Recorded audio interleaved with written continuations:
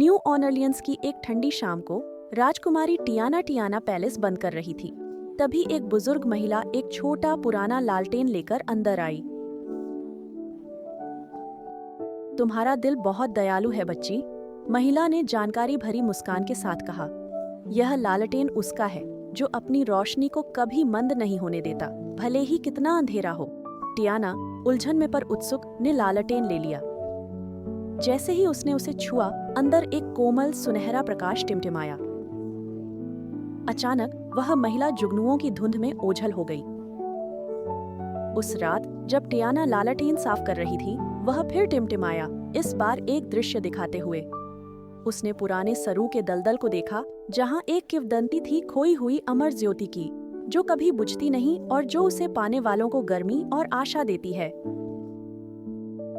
उलझन और दृढ़ संकल्प के साथ टियाना ने साहसिक यात्रा शुरू की, मार्गदर्शन के लिए अपने विश्वासी जुगनू मित्र रे के परिवार को साथ लेकर।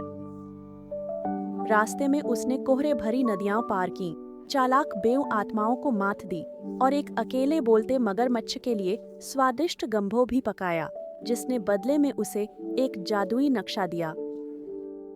आखिरकार उसे दलदल के बीचों बीच एक प्राचीन ओक का पेड़ मिला, जिसकी डालियां दिव्य ज्योति को पाल रही थीं, एक ऐसी लौ जो सूर्यास्त के रंगों में टिमटिमा रही थी। पर जैसे ही वह उसे पाने को हुई, दलदल के साये एक काले साये में बदल गए, एक भटकी आत्मा जो संदेह और डर पर पलती थी। तुम्हें उस रोशनी की जरूरत नहीं, साया ने फुसफुसाया। तुम्हारे सपने बहुत बड़े हैं टियाना, तुम्हारे पास कभी काफी नहीं होगा। पर टियाना डट कर खड़ी रही, हाथ में लालटेन लिए। मैंने इतनी मेहनत की है, इतना सफर तय किया है, अब संदेह मुझे नहीं रोक सकता।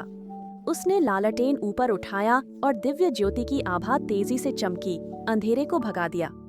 लौ उसकी लालटेन में समा गई और दलदल गर्मी और सुनहरी जुगनुओं से भर गया, उसे सुरक्षित घर की ओर ले गया।